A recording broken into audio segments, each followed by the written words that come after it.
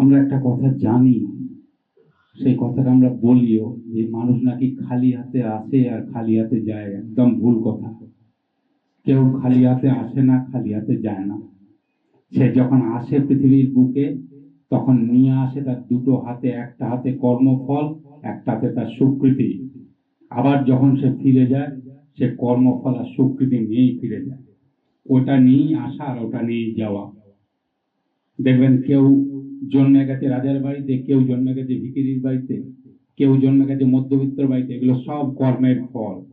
আবার জয়দেবদার বাবার কর্মের ফল হচ্ছে আজকে, যে তার আদরের স্নেহের পুত্র তার বাবাকে জীবন্ত করে রেখে দিয়েছে তার মধ্যে। কি না, তার ভিতরে কৃতজ্ঞতা বোধ, যে বাবা যার কাছ থেকে এসেছিল তার কাছে ফিরে গেছে, তার কাছে কৃতজ্ঞতা। এটা সেই তার সঙ্গে কানেক্ট হয়ে গেলে তবে মানুষের এই বিবেক জাগে, যে বাবার জন্য শ্রেষ্ঠ কাজ হচ্ছে যে বাবার যিনি প্রাণদেবতা ছিলেন আর আমারও যিনি প্রাণদেবতা, সবাইকে আহ্বান জানাই, তোমরা এসো। আজ আমার এই দিনে আমার বাবার বিধি আত্মার শান্তি কামনা করব কার কাছে? যিনি আমার বাবার প্রাণ দিয়েছিলেন তার কাছে। এটাই হচ্ছে বাবাকে জীবন্ত করে রাখার পুত্রের একমাত্র কাজ। তাই তার বাবার এই শুভ কর্মের ফলই হচ্ছে ওই স্নেহের আদরের তার বাবার জয়দেব। ওকে দেখেই তার বাবাকে বোঝা যায়। আর বাবা আর মায়ের মৃত্যু হয় না, তারা হয়তো যায়। একবার পরম পূজ্য পাদ শ্রী শ্রী দাদা, তিনি নাটমণ্ডপে বসে আছেন। একটি মা এলেন দাদার কাছে, আমি দেখেছি নিজের চোখে, যে দাদা একটি বই পড়ছিলেন বসে বসে, আর সেই মাটি দাদার দিকে তাকিয়ে ঝরঝর করে কাঁদছে। আর দাদা তার দিকে তাকাননি, বইটা পড়েই যাচ্ছেন। কিছুক্ষণ পরে দাদা মুখ তুলে দেখছেন একটি ভদ্রমহিলা ওরা দু চোখ ভরে তার জলে কাঁদছেন। তখন দাদা চিৎকার করে উঠে বললেন, এই আমার কাছে বসে এখন চোখের জল ফেলিস কেন? চল সরে যায় এখান থেকে। তারপরে দেখলাম শেষটি মাটি চোখের জলটা বন্ধ হলো। তখন শেষ দাদা বললেন, শোন, আমি এক বস্ত্রে এখনই এখান থেকে চলে যেতে পারি গভীর জঙ্গলে, দিনের পর দিন না খেয়ে থাকতে পারি, কোনোদিন না ঘুমিয়েও থাকতে পারি, কিন্তু আমি একটা জিনিস সহ্য করতে পারি না, কারণ চোখের জল। আমার কাছে যখন আসবি তখন চোখের জল ফেলিস না। তারপরে তিনি একটু শান্ত হয়ে তিনি মাটিকে বললেন, দেখ, কোনো একদিন আমি তখন শিশু ছিলাম, তা আমি ওই ঠাকুর বাংলায় একদিন পূর্ণিমার রাত, আমি ঠাকুর বাংলায় এদিক ওদিক হাঁটাচলা করছি, আর আকাশের দিকে তাকিয়ে দেখছি কত তারা। আর তখন মনে মনে ভাবছি, আমাদের কত প্রিয়জন ছিল, তারা সবাই হারিয়ে গেল। তো এই ভাবতে ভাবতে মনটা আকাশের দিকে চলে গেছে। আর তখন দেখি একটা বড় হাত আমার পিঠের উপরে এসে পড়লো। আমি ঘুরে দেখছি আমার বাবা। তারপরে আমার বাবা আমাকে বলছেন, যে কি ভাবছো বাবু? আমি তখন বাবার মুখের দিকে তাকিয়ে বললাম, বাবা, আমাদের কি অনেক প্রিয়জন হারিয়ে গেছে? তখন বাবা বললেন, চলো বাবু, আমার সাথে চলো। তখন আমাকে ধরে নিয়ে আমার বাবা গেলেন ঠাকুর ঘরের ভেতরে। ঠাকুরের বিগ্রহের দিকে তাকিয়ে বললেন, দেখো তো বাবু, কি দেখতে পাচ্ছ?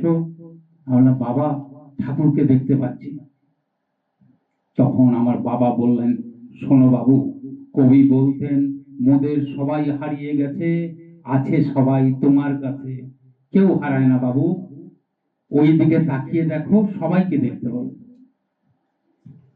তা আমরা পুরুষোত্তমের কাছ থেকে আসি, আর জীবনটা পুরুষোত্তমকে নিয়ে কাটাতে পারলেই আমাদের জীবনে আর শ্রী ঠাকুর কোন জায়গায় দেখবেন বলেননি যে অনুকূল ঠাকুরের পুজো করো, অনুকূল ঠাকুরের ভালোবাসো, অনুকূল ঠাকুরের শ্রদ্ধা করো, কোনো জায়গায় দেখাতে পারবেন না।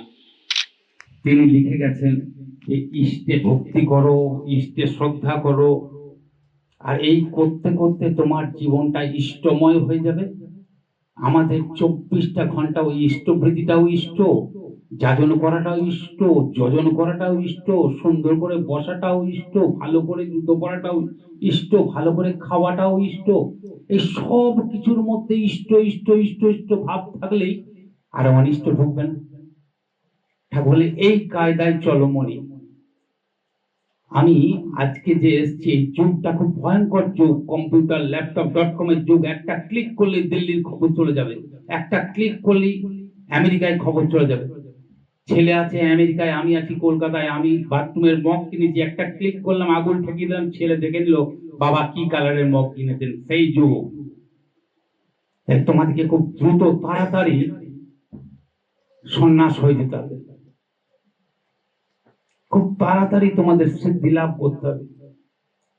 তাই ঠাকুর বললেন সর্ব সমস্যার সমাধান জানিস ইষ্ট প্রতিষ্ঠান, ভেতরে ইষ্টকে প্রতিষ্ঠা করো, লক্ষ্য সমস্যা থাকবে। বর্তমান আচার্যদেব বলছেন প্রত্যেকটা স্টেপ, ডিপি ওয়ার্কে যাচ্ছেন বাধা। কেউ কি ডিপি ওয়ার্কে গেলে খাতির করবে? রসগোল্লা খান, বসুন, আসুন দিন, বলবে না। কি করতে এসছেন? ওই আবার ধান্দাবাজি করতে, পয়সা নিতে, অনেক লাঞ্ছনা গঞ্জনা, কিন্তু ধরে নিয়ে আসতে হবে। কার কাছে? বাবার কাছে ফিরে চলো গো, বাবার কাছে ফিরে চলো। এই ধীরে ধীরে ধীরে ধীরে সে যখন বাবাকে চিনতে পারবে তার জীবন আলোয় আলোকিত হবে। ঠিক আছে, দাদার এই কদিন আগে আলোচনায় বেরিয়েছিলেন, এই ডিপি ওয়ার্ক দাদা করে দেখিয়ে দিয়ে গেছেন আসামে। দাদাকে সবাই আসামের কর্মীরা বলছে যে আর কদিন থেকে যান, দাদা বলছে কালকেই চলে যাবো। দাদা সবাই বলছে না থেকে যান থেকে যান। হঠাৎ দাদা বললেন যে থেকে দিতে পারি, আমার পায়ের জুতোটা এক জোড়া যদি কাল সকালের মধ্যে এনে দিতে পারি, সেম জুতো। সঙ্গে সঙ্গে যারা ভক্ত ছিল তারা জুতোর মাপ নিলেন, রাত্রে বেরিয়ে গেলেন। কোনো মতেই জুতো তো পাওয়া যাচ্ছে না, কোনো দোকানই পাওয়া যাচ্ছে না ওই টাইপের জুতো। তারপরে যখন ফিরে আসছেন গুয়াহাটি আসামের দিকে, তখন দেখতে ফ্লাইওভারের নিচে একটা মুচি জুতো তৈরি করে সে বসে আছে। তারা এলো তার কাছে, এইরকম জুতো কি তুমি বানাতে পারো, দেখো তো। সে তখন দেখলো, বলে হ্যাঁ পারবো।